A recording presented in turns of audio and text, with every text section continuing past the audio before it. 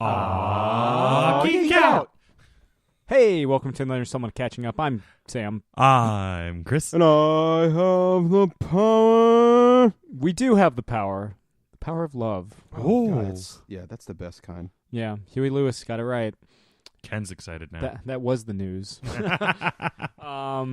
We've got Sebastian Girner talking his book Scales and Scoundrels, which he does with Galad. The first issue is out in comic book stores everywhere on Wednesday, September 6th.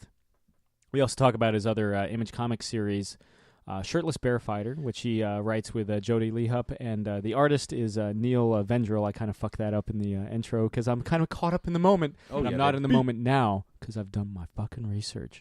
But, he's a good hang, and, Yes. a lot of fun. Very fun. Very fun. Totes. Let's let him talk. And joining us this week, we have Sebastian Girner. He's here to talk about his Image Comics series, Scales and Scoundrels, which he does with Galad. First issue drops on Wednesday, September 6th. You can also read his work in Shirtless Bear-Fighter, which he does with Jody LeHupp, and an artist whose name I did not look up before I started saying this. But, if you prefer, just really burly men fighting bears barehanded. Yes. But yeah, we'll go ahead and get into both. Barehanded. Shit, I didn't even catch that.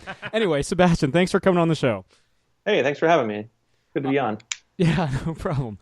Stealing that barehanded joke. Actually, I think we have it in there somewhere. It would be a travesty if you had not found a way.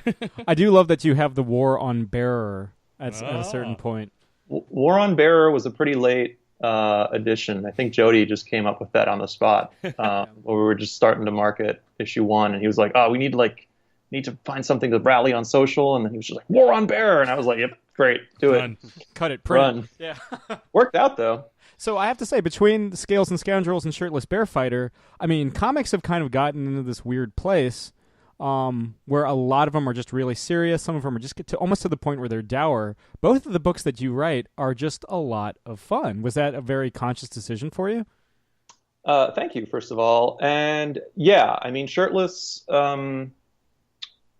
Jody and I set out to, we had both, we met when we were both editors at Marvel, assistant editors, and we were roommates for some time while we worked at Marvel. So we were kind of living and breathing, the job in comics all the time. And it was interesting to kind of talk to someone and live with someone and work with someone who's like as passionate about comics and story and everything like movies and TV and video games as I am. And then kind of try to find our own way in an industry that, is always kind of running after the next fad or hype or hot artist or, new concept. And I think we both found that like the lack of comicness in comics is pretty telling, where, you had a generation of people who grew up reading superhero comics and who still wanted to read them, but didn't want them to, have Thor, dost thou, goth off all the time.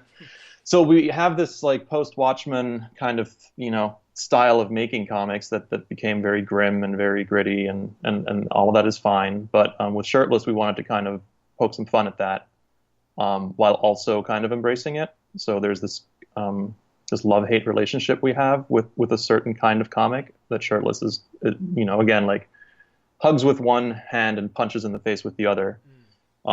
Which is kind of where the ridiculous concept comes from, where his origin, now that, it's out in issue 3 and 4, you find out more about his origin, is about as superhero as it gets. He just takes it to really, crazy lengths for, like, instead of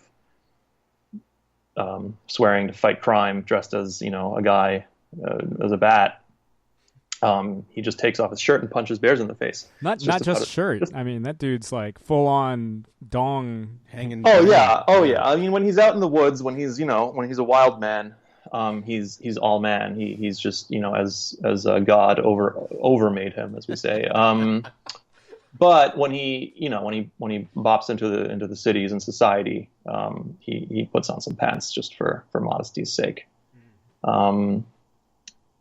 But yeah, and with Scales, I think that when Galad and I started working together and he started kind of developing the style of the book, it just really unlocked something in me where I remembered a lot of kind of stories, not necessarily just comics, but stories and certain types of novels and games and just an atmosphere that I kind of relished when I was growing up, from kid through teen.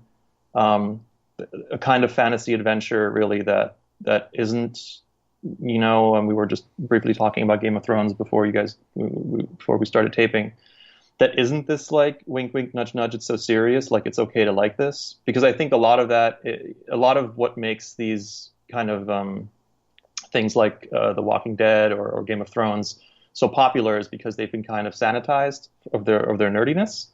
Is that it's okay for people to like them now and not immediately feel like they have to sit down at the DM's table and roll for save throw or something. And we kind of wanted to embrace that a little bit back. It's like it's really okay to love this stuff and have it be nerdy, and it doesn't have to be all realistic and horrible. Because I think we're getting quite a bit of that all the time, and I think that comics are one of the. We always talk about escapism, and you can of course do that with movies and with TV. I think comics is one of the cleanest and simplest and most effective ways of kind of forgetting the world around you and diving in, right next to novels, basically.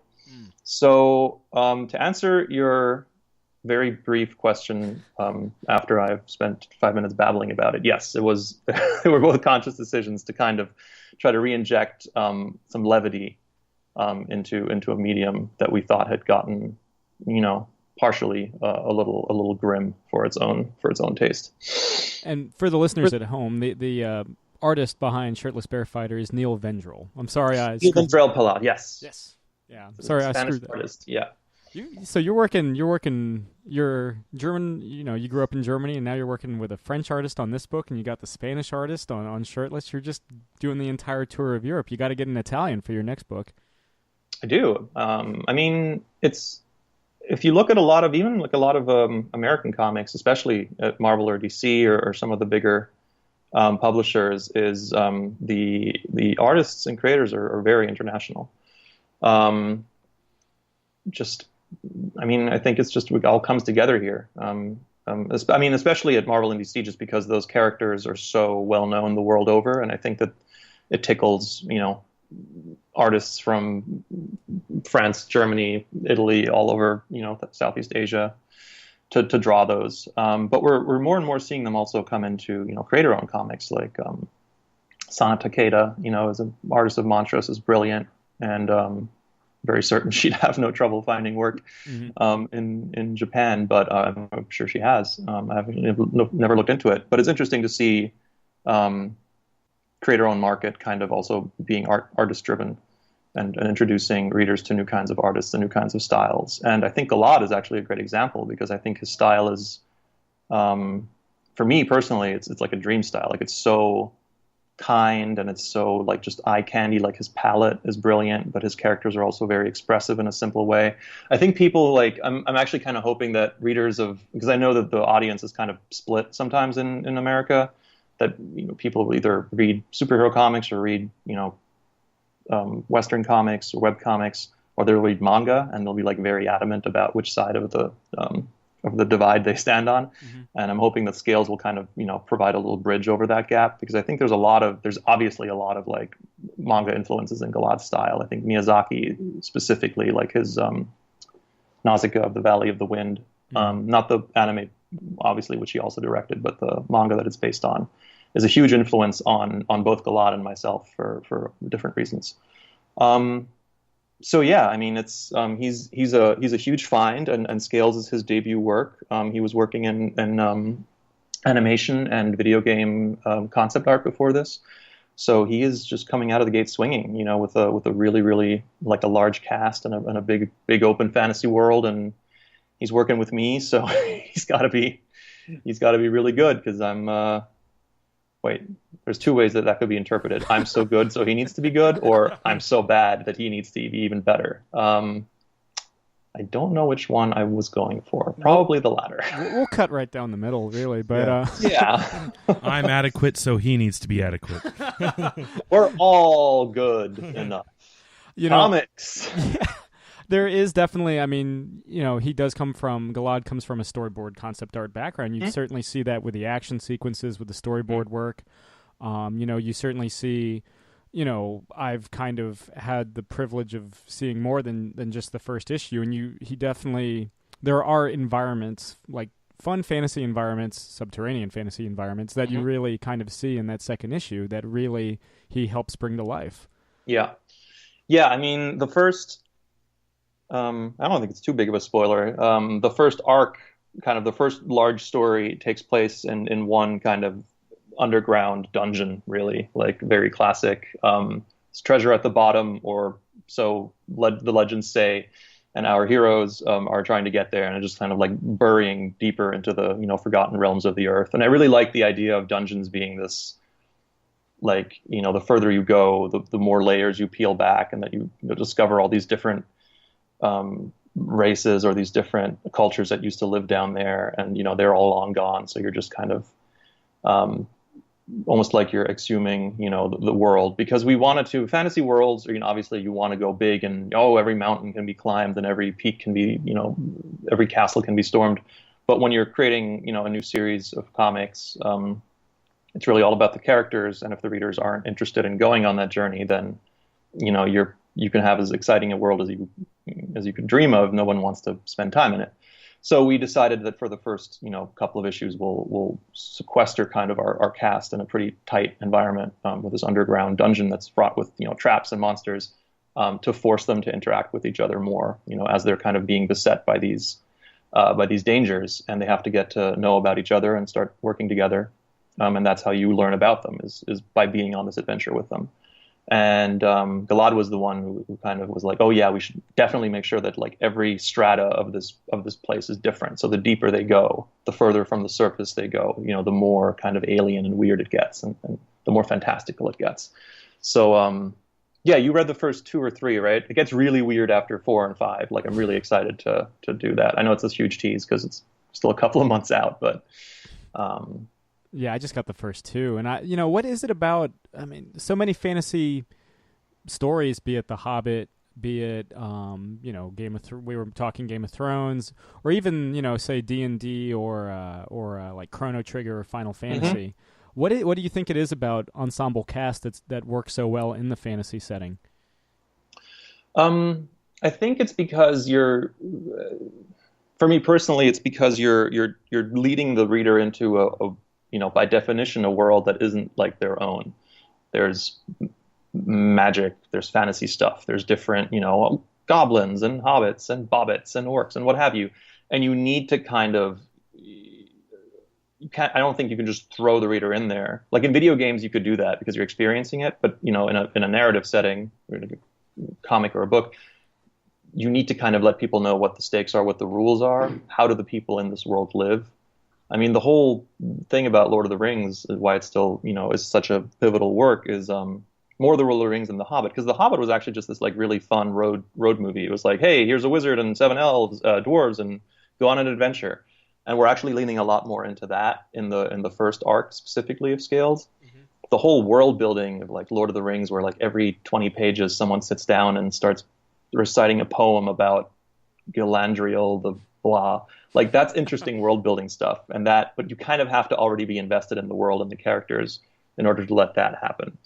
And I think having a group of adventurers, for us really helped us kind of, because they all like kind of hail from different corners of the world. We have this Prince Aki, and his bodyguard, who are from the Scarlet Sands Empire. So they're kind of from, the completely different part of the world, and they're strangers in this land as well.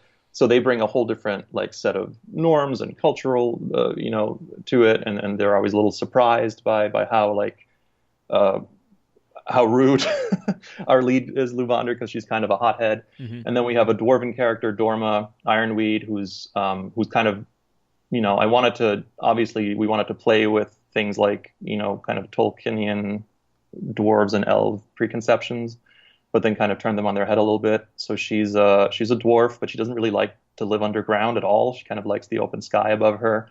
So she's a little bit of an oddball among her own people. So just having bits like that and having the characters talk about stuff like that and reacting to it while also constantly being under duress and threat is just a really fun way for us to layer in a lot of information for the reader and to really try to drag them into this world and be like, this is really fun. Like, you should spend time with his characters. It's not just like, here's a knight, here's a wizard, here's a rogue. It was kind of like we're trying to mash all this together and create something very unique and very new. And that was as much my job on the, kind of building the characters and the voice for all of them as it was for Gilad to find a way to portray something that feels both inviting to fans of fantasy. I mean, there is a reason we kind of opened the first issue in a smoky tavern, because that's where a lot of great fantasy adventures just start. But then we very quickly kind of wanted to lean into it and be like, okay, now we kick the rug out from under people and like, this is our world now, welcome in, but it's both, welcome home, but also we changed everything. Yeah. So we'll see if that, I hope that tracks. But so far, the responses have been really heartening. No, I mean, it's really cool. And I think one of the things that certainly, sets this, because, in a lot of ways, Scales and Scoundrels reminds everybody why the genre is called fantasy and not something darker and kind of more morose. Mm-hmm. But I think the big thing that sets it apart is, I mean, you mentioned Lou, your protagonist. She's got this fiery secret of her own and this kind of very implied background that certainly there's more than meets the eye. Mm-hmm. And she's certainly not I'm going to just go into all the fire-based puns. She's not a warm character. She kind of pushes people away rather than play nice, though she's forced to work as part of a team in this. I think, how did that kind of come about, centering the narrative around her? She was the first kind of pillar around which we created the whole narrative. We had an idea for her, for who she is, her backstory, and once that was set, we were able to kind of place that pillar into different locations, conceptually, and be like, how can we create, something around her? Because you're right, like we don't really know too much about her. We meet her kind of the same way our remaining cast does. And we kind of get to learn a little bit more about her. And, there's a dream sequence in the first issue that I'm hoping readers will go back to because we kind of unfold. But that was something Gilad and I talked about a lot, is that we didn't. I've done a lot of issue ones. Kind of there's a conceptual issue one where you kind of have to, by the end of the issue, know everything about the book. Like you're basically giving the reader a crosscut of the entire series. Those are, I'm not going to say formulaic, but there's a certain way of crafting those that I found to be a little mathematical. And for Scales, we wanted to kind of go in a different direction. So we do layer a lot of information in there about her, but it's just so much more fun. Just like you said, she's a little standoffish. She's very proud. She's a little vain. I love her outfit is very colorful. It's very garish because she's kind of drawn to stuff like that. And she's all about excitement, adventure, getting paid, and being wealthy, being famous and wealthy.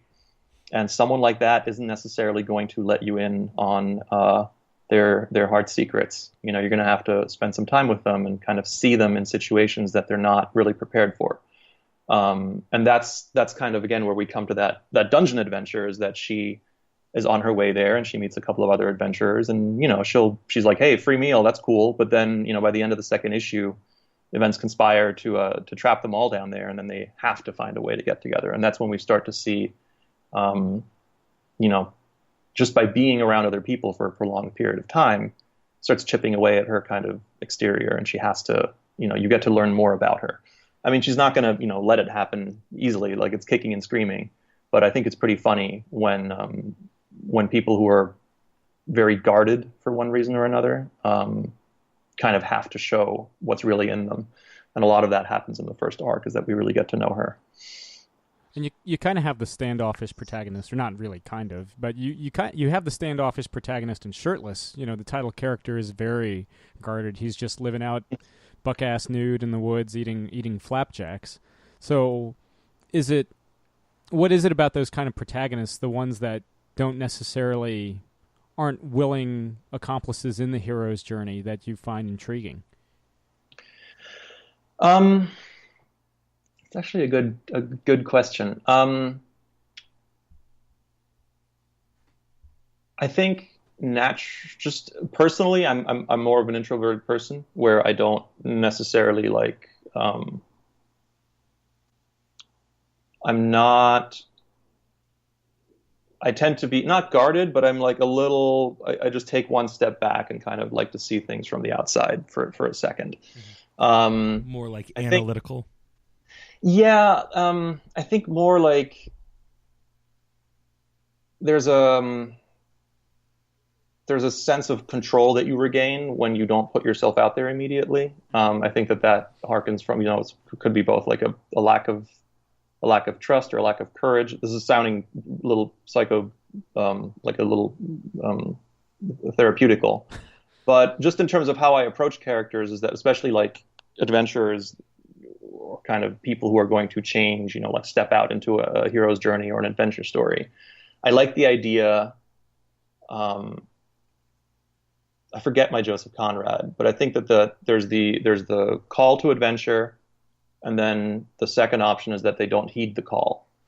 I think that's one of the ways, and I actually prefer that one. I like the concept that people get kind of dragged into their destiny or doing the right thing. I think the classic hero's journey, like you get your Luke Skywalkers, like I'm never particularly drawn to the heroes of those kind of stories. I'm always a little bit more drawn to the villains. I remember, and this is from maybe it's just a design aspect, but I mean, obviously, who doesn't like Darth Vader more than Luke Skywalker? And his story is better too in the end. But I remember my dad, when I was a kid, 5 or so, he took me into a toy store and held up like 2 action figures, and it was He-Man and Skeletor. And I don't even think he knew that they're like diametrically opposed. Like literally, one is all good, and the other is literally like the god of evil. And he was like, "Okay, you can have one of these, but it can only be one. You have to choose." He was like trying to, like imbuke here's a lesson, like you have to choose in life. And I was like, it's not even a question. Like, who wouldn't want like giant blue muscly skeleton who gets a badass snake staff? Like He-Man just looks like a tool. So maybe that was where I already like the track shifted to the dark side for me. And I just find characters that are at odds with their society and with their surroundings more interesting. Because no matter how standoffish and no matter how kind of lone wolfish they are, they still exist in that world. They still are going to find situations and times where they need to interact with people. And in that friction is always the most interesting drama for me, is how do you, like in Shirtless's case, that's how they get him out of the woods is like they can't appeal to his like sense of, oh, you should do this because, bears are attacking humans. They get him out by turning that on his head, and they're like, hey, bears are attacking humans, and you love to punch bears. All the bears are out there attacking humans, so you should go punch all those bears. He's like, oh yeah, that's a great idea, basically. And with Lou, it's also something where she kind of comes and goes like the wind. She's never really in one place for too long, so she never really has a chance to make any actual connections with people, which is probably preferential on her part. She prefers it that way for mysterious reasons. But again, then by locking them in, a dangerous situation together, you take that capability of her like away. You can't just go into your room and lock the door. Like you have to deal with it now. And I think that's a situation that I really think is interesting in terms of kind of story and drama. You do raise a good question. Is Skeletor just a ripped man with a skull head, or is he just a particularly big-boned skeleton man? I think he was a wizard once. He was like a super wizard. I was about to say. It's one above wizard. Yeah. What was his name? His name was Caldor. Was his name Caldor? Something weird like that. Yeah, I don't remember his. Caldor, and he went like into the wasteland or something. He was like the lead knight of He-Man's father, and then he went into somewhere where he shouldn't have, and I think he met Hordak, and then he got messed up his face. So there's like a gritty He-Man reboot somewhere out there, which I'm sure would be. That I would actually go see. They did, what was it? Like in the New 52, they had like the origin, like the volume where it was all the origin stories. And the Skeletor one was like the most metal thing ever because it's not drawn as like, I love He-Man, but like it's not drawn as like, the goofy classic, everyone's a bodybuilder. It's like his kind of story of his this wizard, super wizard man. Does he look more like Mum-Ra? No, but what happens is he gets like the acid in his face, but then he has like his hood on for most of the story. So like all you see is like a drained eye socket and like smoke coming up, and he doesn't reveal his face until the end of the issue. And I think it's the end of the issue, and it's just like meat falling off bone, and it's just an actual just skeleton head, and it's super creepy. But I think the term is skull. Well, skeleton head, yeah. But I was doing You know, the hard part of the head that's underneath the skin. It's made out of bones. Yeah. That's true. That's a good point. But no, they did the 2002 He-Man reboot, the cartoon.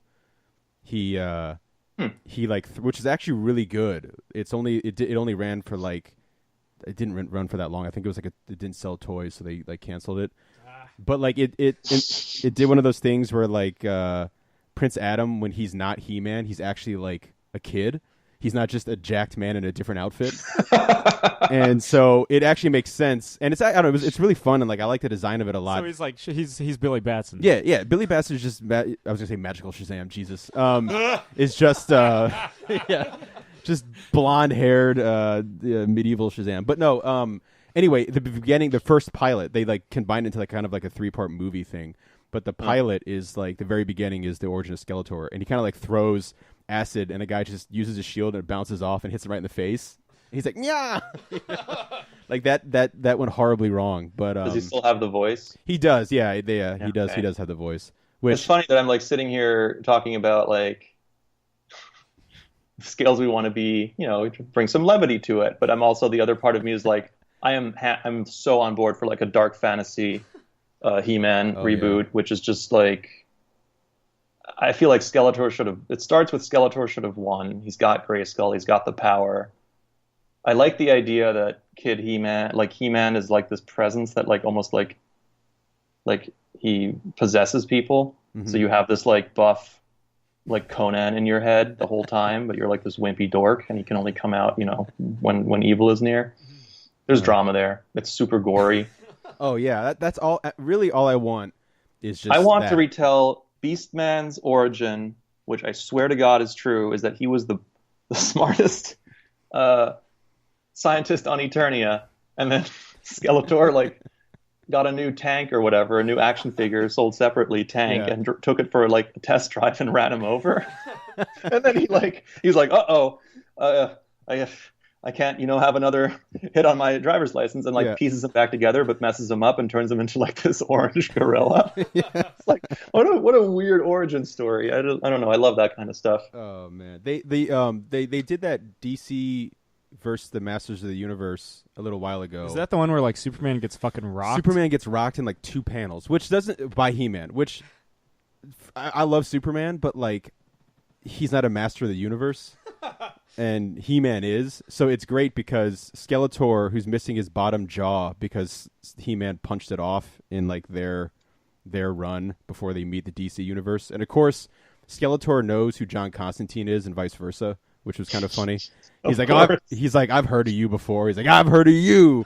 And anyway, Skeletor shows up, and he does this really cool thing where Batman, John Constantine, and like someone from the He-Man universe are in the Batcave, they're in the Watchtower, and Skeletor shows up and turns everyone against Batman. Like he just does like I have mind powers, and Batman's like, to the Batcave, and he like goes to the Batcave, and they all show up. And they just start fighting. Wait, is this really a thing? This is real. Yeah, no, it's real. It's actually, I enjoyed the hell out of it. But the great thing is He-Man and Superman fight.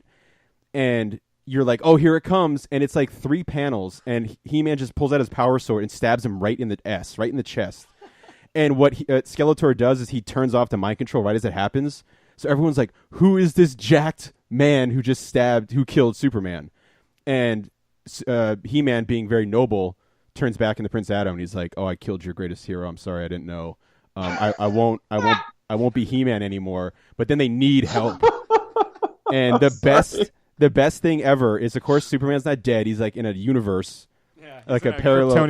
Yeah, he's sleeping. He's again. sleeping. Yeah, he's in a coma, and stabbed him with a time sword. Yeah, and so he's like, He-Man's like, "I'll find him." it's my duty. And everyone's like, yeah, it is. And so was this like, did they like find the greatest fan fiction and just decided to run with it, or? Yeah, I totally missed this. I think like, Keith not being Giffen facetious. wrote it. This sounds hilarious. It sounds exactly like what I was talking about at the beginning. No, but the best moment of the whole thing is He-Man finds Superman in this like, paranormal negative zone thing, and there's like millions of demons coming, and they are back to back, and they start fighting off these like magical demon things. It's been a while since I read it, so it might not be exactly true, but mostly true.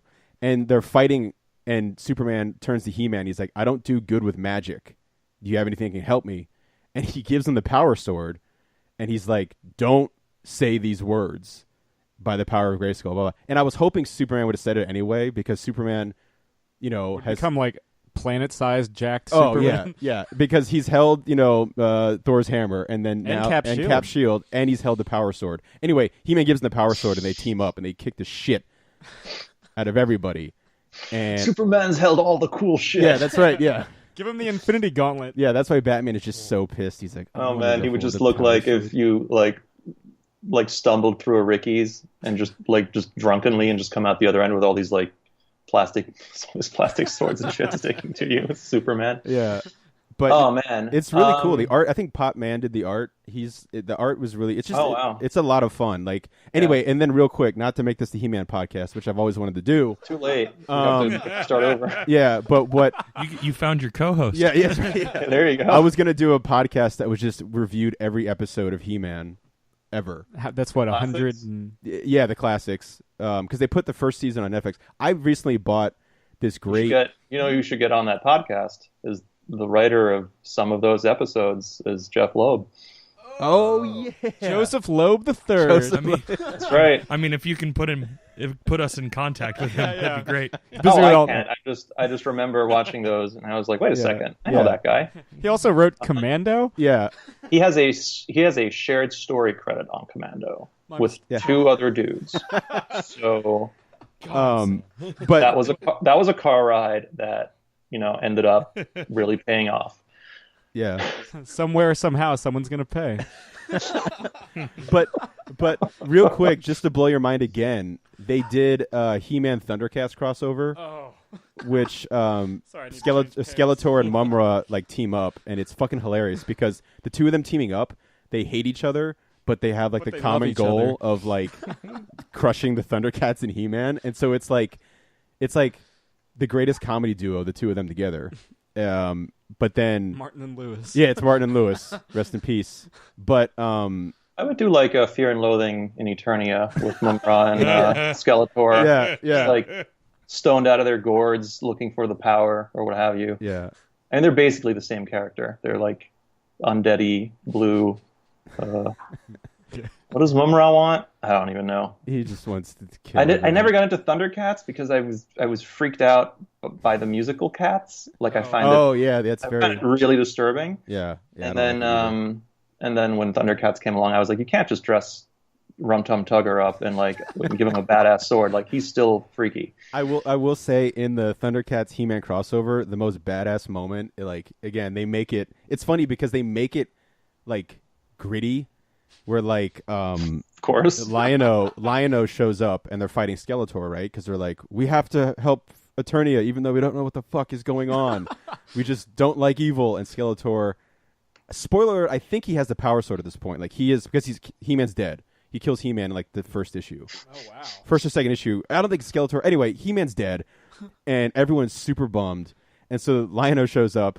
And he gets like slashed in the eye, so he's like blind in one eye, and he has like a scar going down, and just like a white milky eye. So he's like Cable. Yeah, he looks exactly like Cable, and he gets like beaten down, and Skeletor's like, "We've done it," and then Lion-O does this great thing where he it's like in Dredd, where Dredd whispers, "I am the law," instead of yelling it.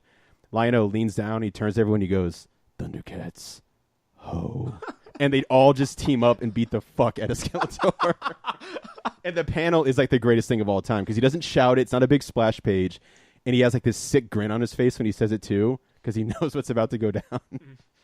And then, of course, he gets tasked to bring He-Man back. he finds them, gives them the power sword. Yeah. It's very, very good. All right.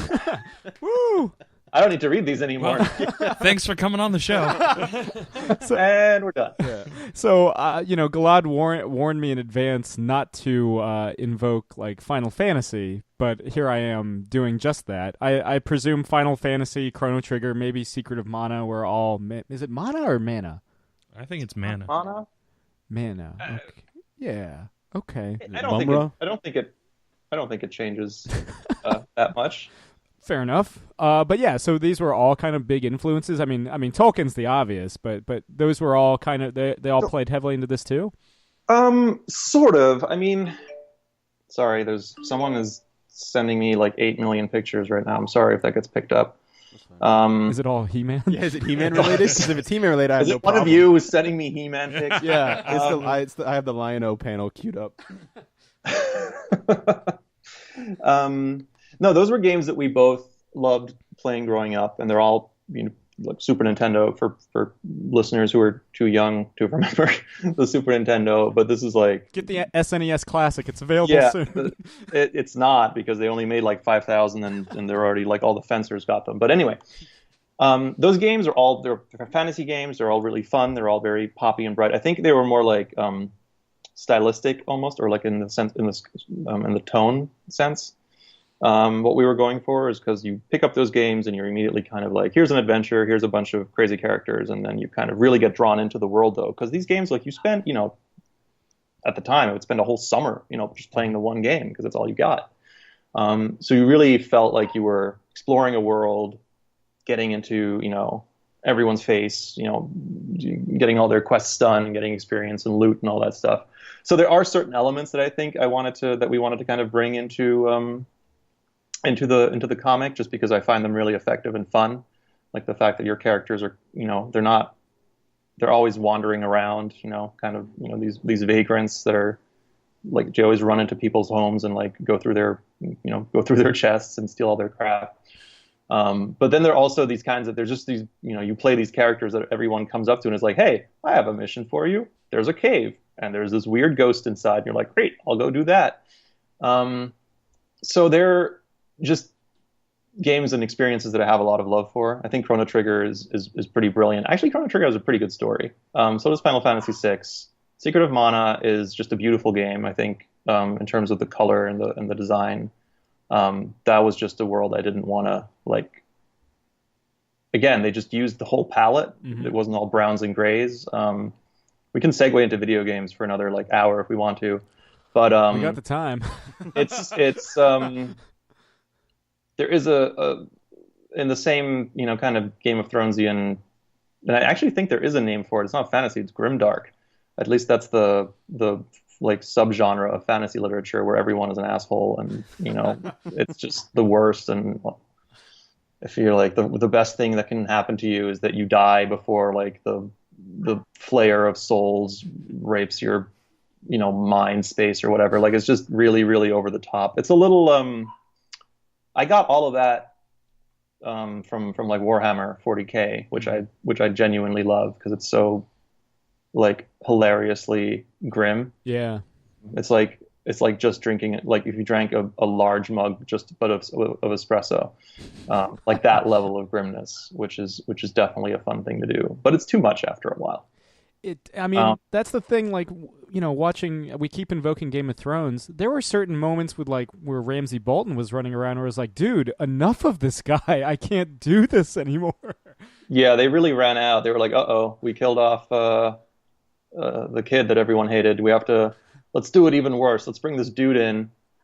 And it was like, was he around for like 5 seasons? I feel like he was around forever. He had one shtick. Yeah. And he was, I think the actor, to his credit, pulled it off. Yeah, he's doing Maximus the Mad for Inhumans. I ran into him at San Diego. I don't know if you remember, Sebastian, but you, me, and Brian Shermer very briefly ran into each other at the Hyatt like that Saturday night. Oh, yeah. Yeah. That's all I got. That's the story. No, I thought that was going somewhere. Oh no, yeah, I totally remember that. Yeah. It's always a fucking circus on a set in that hotel bar. It is. Indeed. But because I feel like Ramsay shows up at the end of like season 2, and like Theon's like, I just betrayed the Starks, and he's like, oh, you fell in the wrong hands. Here's the thing, because like full disclosure, like I'm watching the series, like binging it for the first time. I'm like super late to the party, but I'm like halfway through season 6, and so like I worked in a comic shop, so I know most of the spoilers like pre-episode season 7.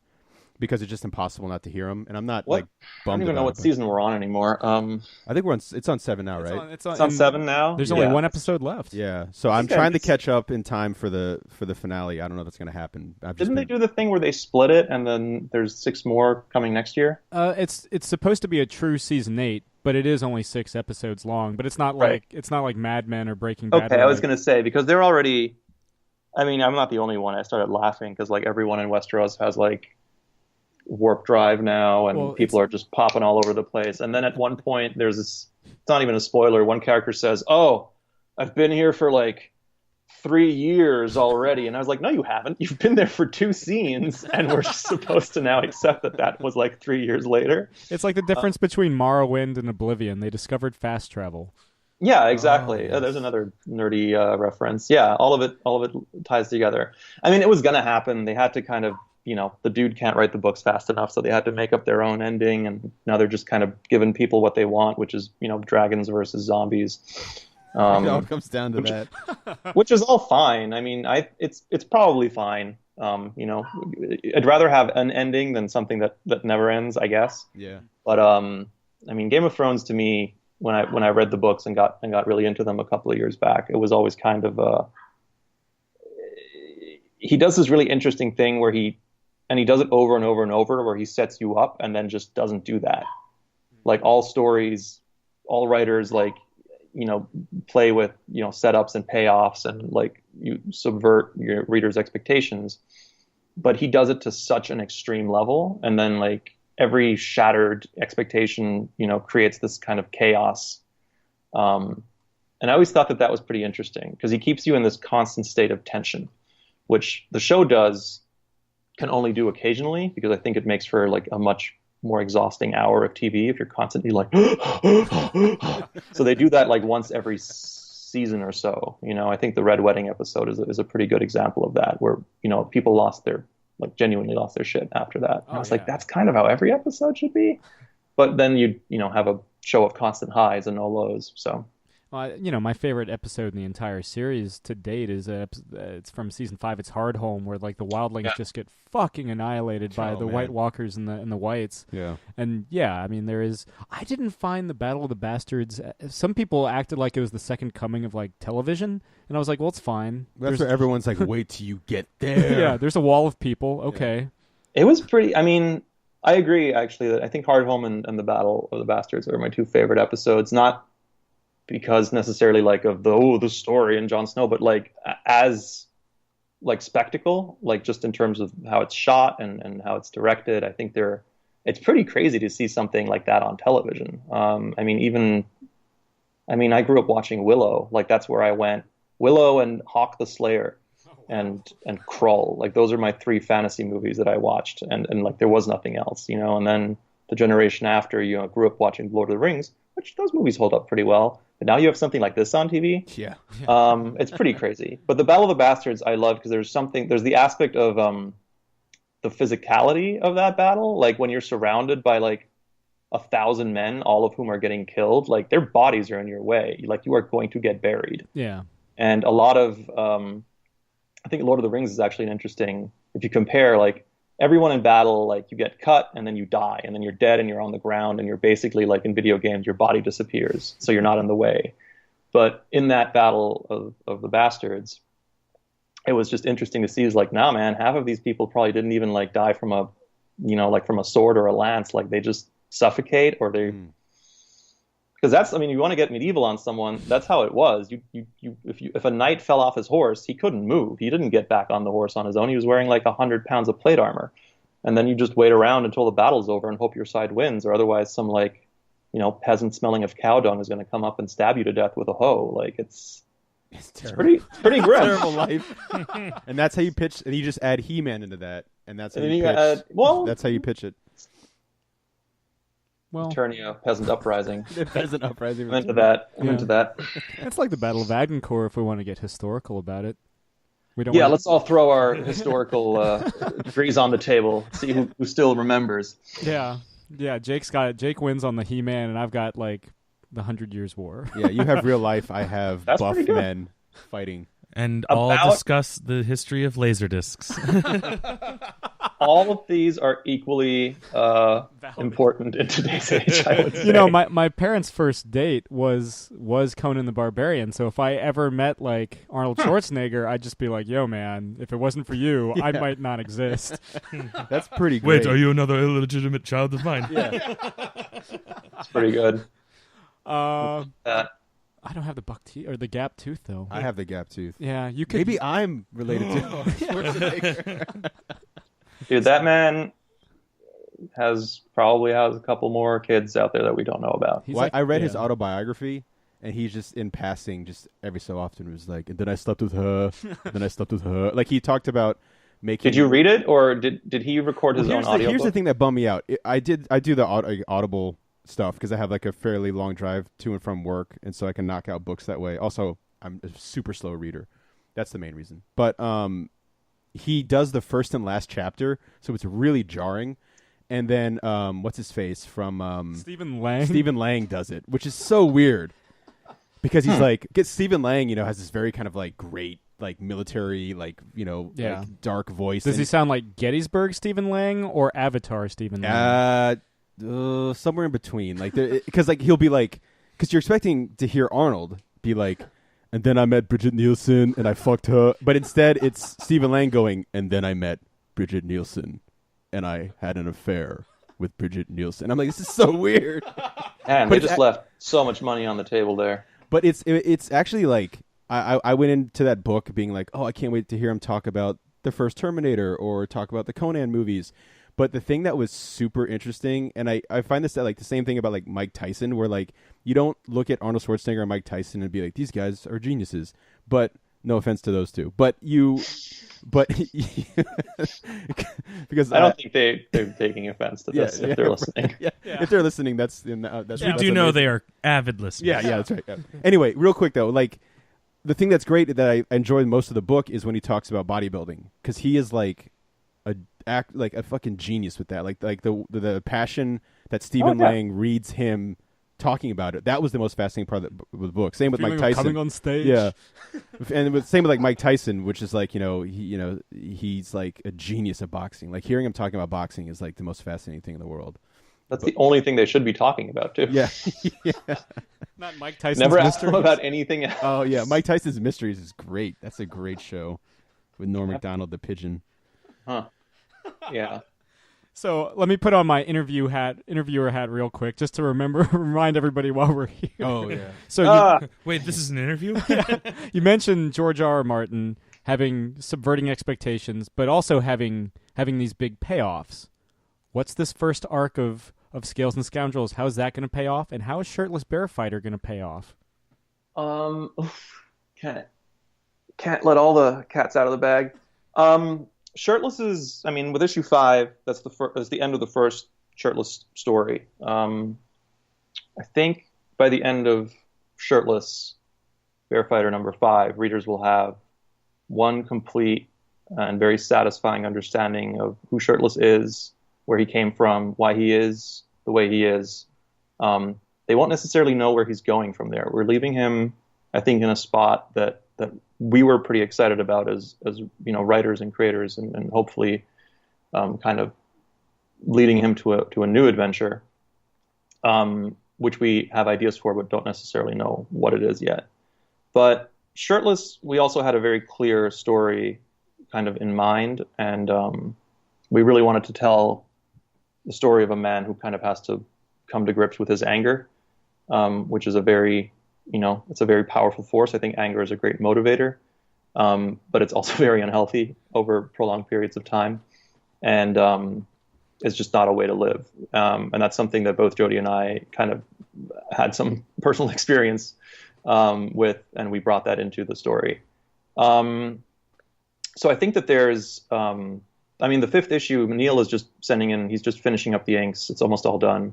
you'll see his progression as an artist from like issue 1 to 5. Like, it's actually interesting because we worked in superhero comics for so long, and I actually don't like superhero comics that much, especially when they revert to just fight comics, when it's just like people shooting multicolored lights at each other. There's like very few really good fights in superhero comics. I think like Mazzucchelli and Daredevil versus Kingpin and Born Again is one. There's a couple of others. I think the Goran Parlov and Punisher Max, when Punisher fights Barracuda, is a really great one.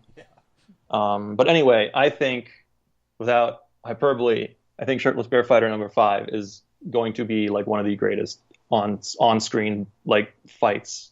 It's so well choreographed. It's so satisfying and crunchy and dramatic, because like now you know about the characters, and it's not just like dudes wailing on each other, but you know why they're doing it, and you know that everyone kind of has a reason for punching. So that's the kind of stuff I really like. This time it's personal. Yeah, you have this time it's it's the most personal. So you've got that kind of payoff, but you also have a really satisfying emotional conclusion without like kind of being too sappy about it.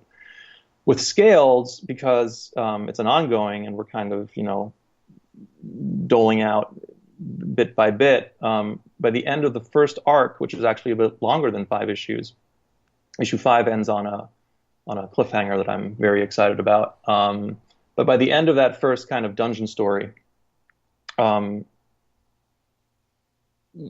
we have a sense for all of our characters. We set them out into the world. We know a lot more about Lou. We recontextualize her as a character, and hopefully we now understand, why she is the way she is and why she was the way she was. And but the future is pretty unclear to her in that regard. I think she also walks away from the first arc knowing something about herself, or actually more knowing what she doesn't know. That she thought she was kind of on top, and that she thought she knew everything. And the way she presents herself in that first issue, which is standoffish and, kind of like, come at me, bro, isn't actually all her. Like, she's still going to be like that. We're not going to change her too much.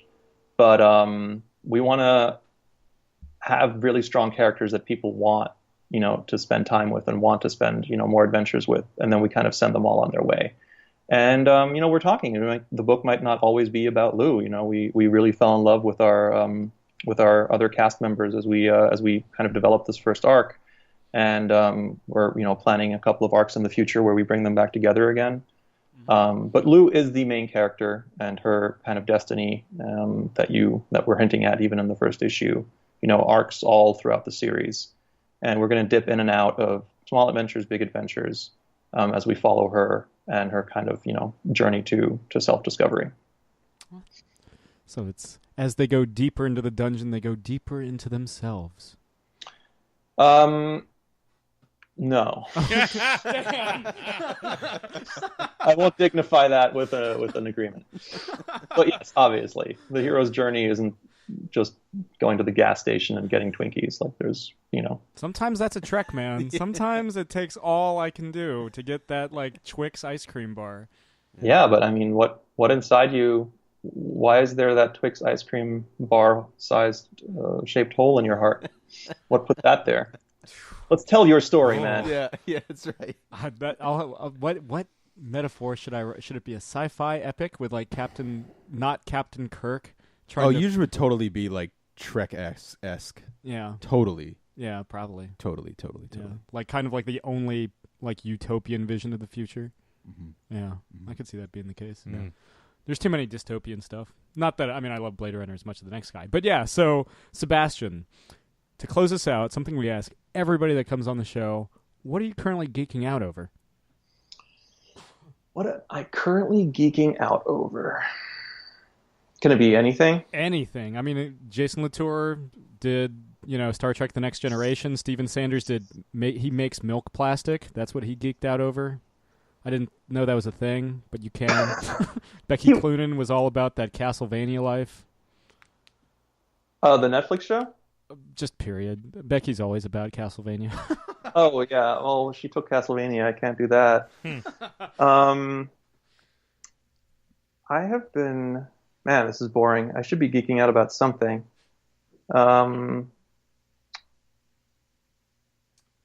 Man, this is terrible. I've been watching a lot of true crime shows, which isn't really that geeky, but that's pretty good. Oh man, I am flailing here. Anything on Netflix? I guess. This is the most boring I've ever been. Oh. It's really strange that I'm like I mean, my job is comics, and I write comics, and I make comics, and I love them. I actually try to like retain some distance from them occasionally. Which sounds really weird. Actually, most recently, I've been geeking out about there's an Alamo Draft House here in Brooklyn, which is a really cool movie theater where you can like order beers and. Yeah, I know one of the managers there because I used I used to work at the one that's down here in Northern Virginia. Oh, that's awesome. Yeah. Well, they have like a Gonzo movie festival on Mondays, like 9:30, which is really only tickets are like $5, which is crazy, and it's really only a deal that freelancers can take advantage of. But me and a couple of friends, like Jody and an editor from Jake Thomas, an editor friend from Marvel, and Jerome Pena, we like try to get out there every couple of Mondays and just watch some bad movies. And that's been kind of like my geek vacations. It's on Mondays. You go there. We've seen Hard Ticket to Hawaii, Nice. which is brilliant. They just did an episode of that on How Did This Get Made? Oh, nice. Oh, really? Yeah. And then we did what was the last one? It's called Death Warrior.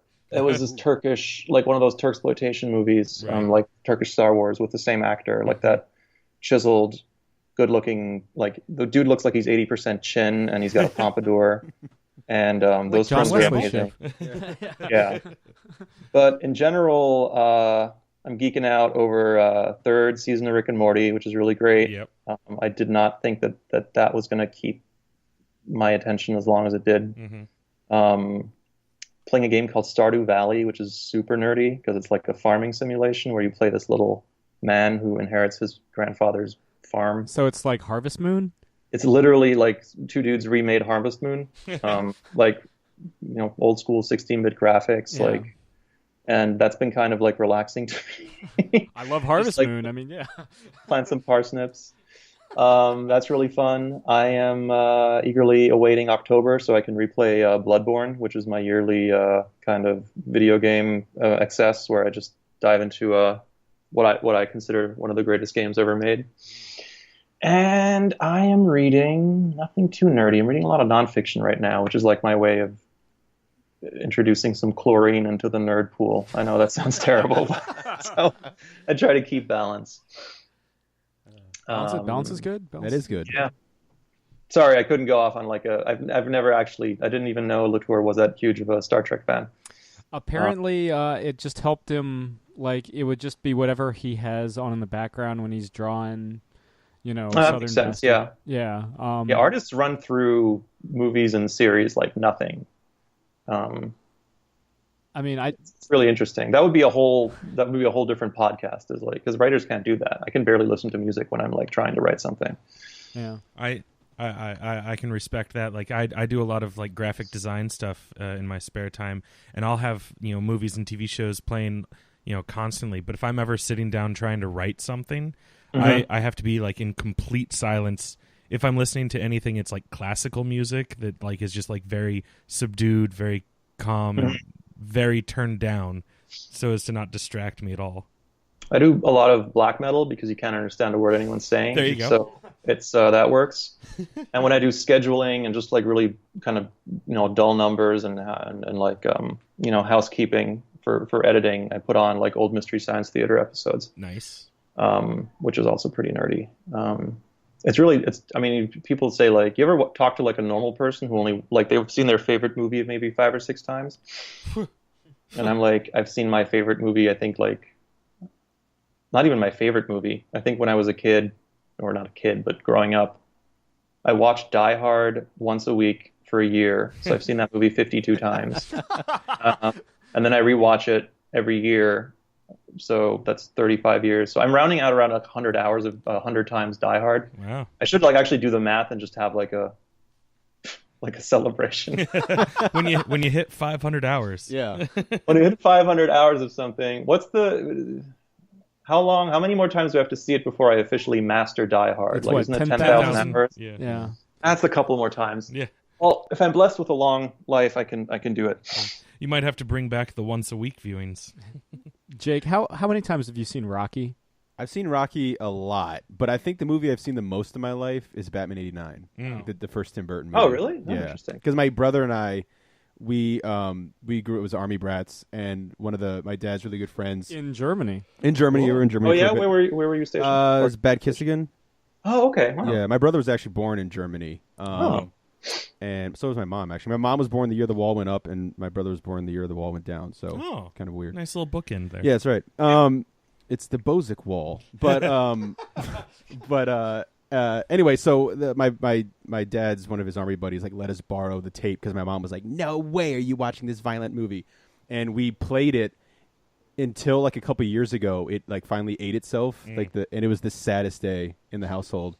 It was like a pet died because the original VHS copy of Batman '89 we had. Oh man, I have tapes like that. Yeah, and so we I kept have it. tapes that are so jonky that I'm like, I will save this for like my deathbed. Yeah. I will watch this tape that someone, and I don't know, this was a tape that my sister stole or borrowed and never gave back from a classmate. And for some reason, it's my favorite back-to-back double feature. It's The Name of the Rose, very random, back-to-back with, what's the Jackie Chan City Hunter? Jackie Chan City Hunter, which is a Hong Kong movie based on the manga of like this, like basically James Bond, like bumbling James Bond as a cop, is brilliant.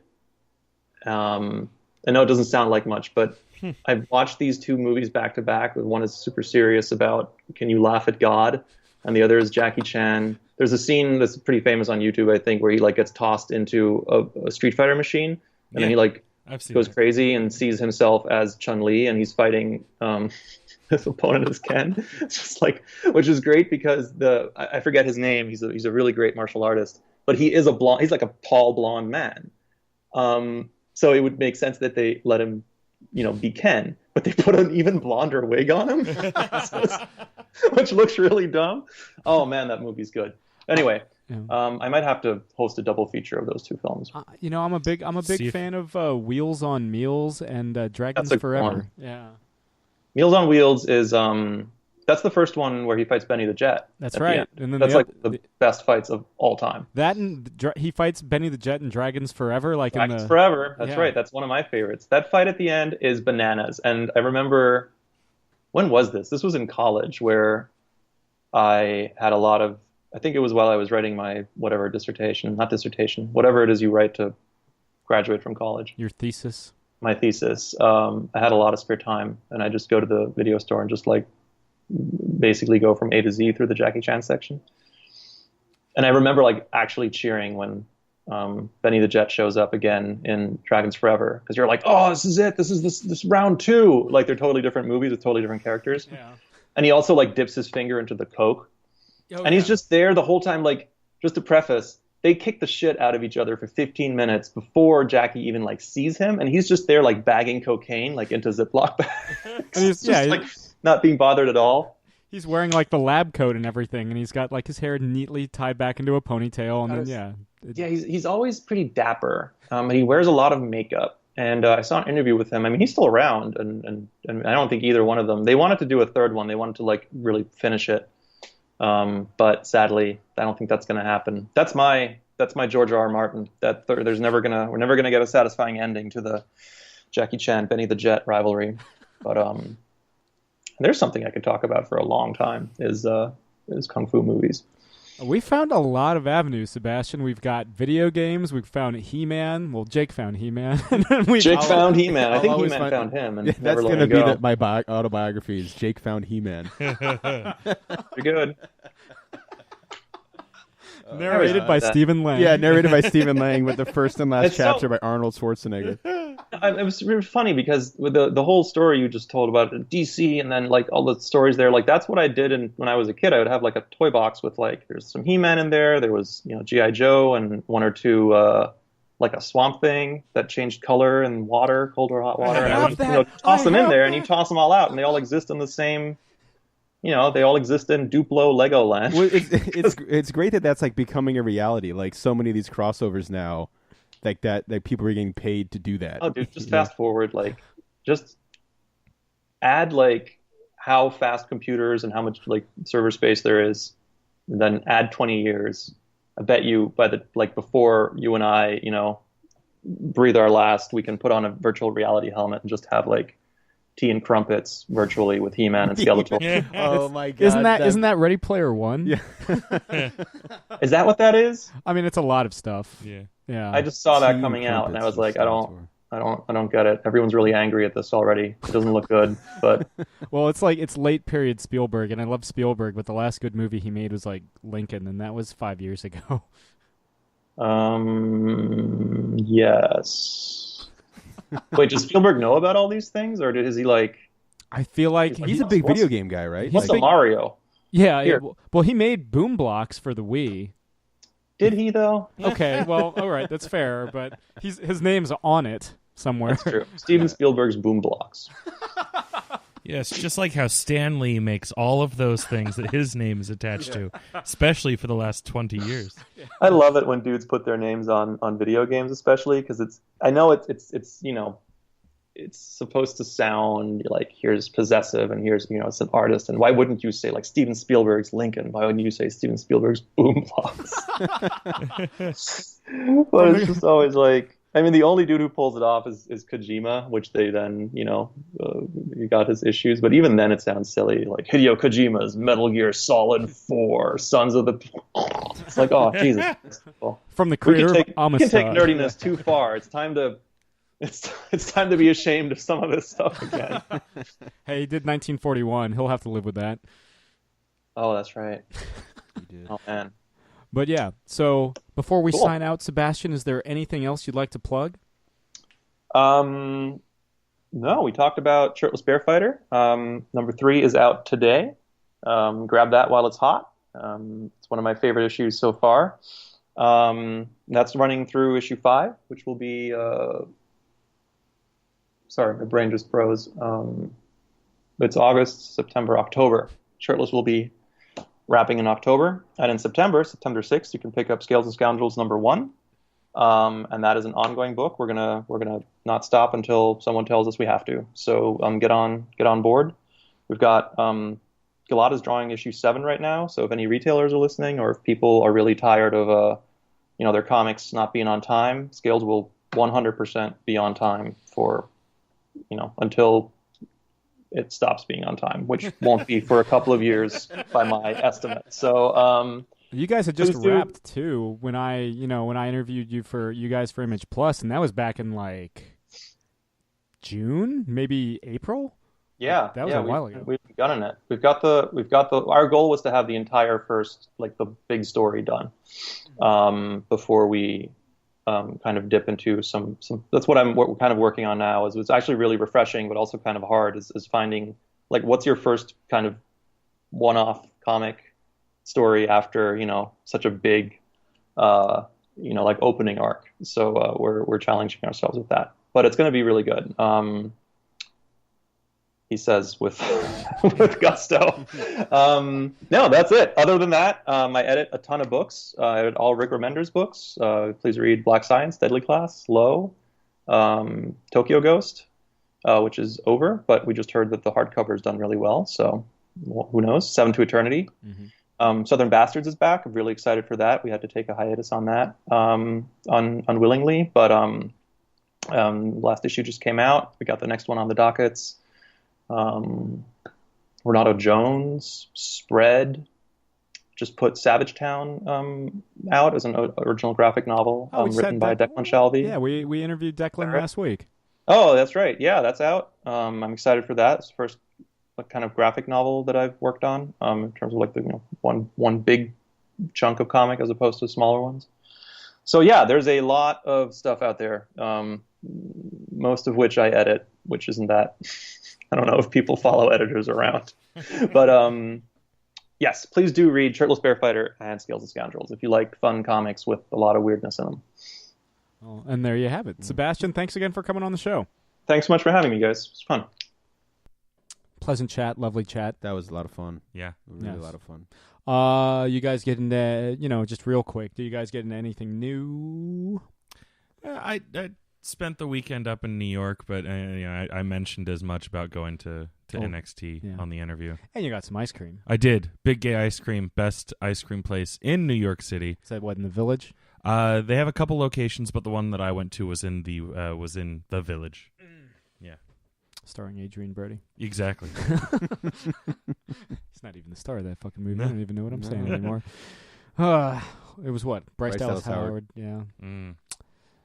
What do you think of the upcoming Shyamalan verse? I can't pronounce words. Fine, because he's teasing Glass. I'm super excited. I believe I said as much when the movie came out, but I was super excited about Bruce Willis being in the end of Split. Spoilers for a movie that's out and on Blu-ray and DVD by now. Yeah, like 7 months ago.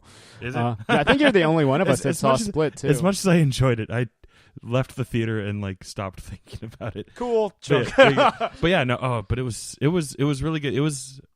So I've said as much that like my favorite of his movie is Unbreakable, and Split was really good. Like the entire time I'm watching it, I'm like, this is fucking good.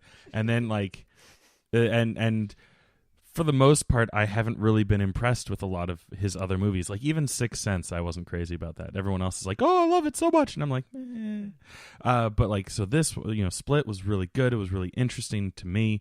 And then like I see Bruce Willis in the end scene, and I was just like, holy shit!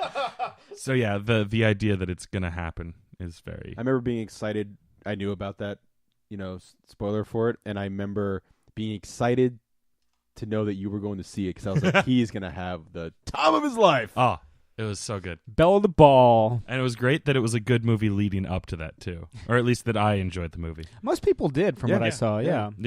A lot of positive. We just got trailer burned out by the trailer. Oh yeah, no, we were like seeing movies. Every movie had that attached. I can totally understand being done with it before it even came out. Yeah. What's the movie these days or what's the trailer that you always find attached these days? Because we go to the movies a fair amount. Is it Ragnarok? I feel like I see Ragnarok a lot. Ragnarok trailer. No, he's going to the point like, what do you see a lot? Oh, just a lot, not the one that's driving you insane. I see the snowman a lot. Oh, fuck that! I've seen that trailer twice. And I am so already. It's funny. Sick of that trailer. The first time I saw it, I was like, "Oh, that seems kind of interesting." The second time I saw it, I was like, "Eh." I'm so. And then what happens the third? Fuck it. Yeah. Then I'll be like Jake and be like, "Fuck." Well, I remember I turned to Sam because you saw a movie a little while ago, and I was like, "Oh God, not this fucking trailer." Yeah. We'll probably get it tonight too. Oh yeah, baby. I'm gonna get a popcorn though. We're gonna be like I'm one. Gonna of... get a pop. I know. Yeah. I'm gonna get a popcorn. You know what? We're Listeners? gonna be like one of 1,000 people that have seen Lucky Logan. Yeah. Which is a shame because it looks like it's good. Scores well. Yeah.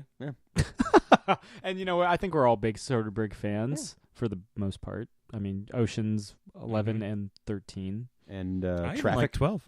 Traffic, right? I like most of 12, but I don't like how the plot twist of 12 basically invalidates the crux of the film. I guess that's fair the point. Yeah. But yeah, he did do Traffic. He did Traffic. do Out of Sight with Michael Keaton. I mean, it's mostly George Clooney and Jennifer Lopez, but Michael Keaton reprises his role from Jackie Brown. That's right.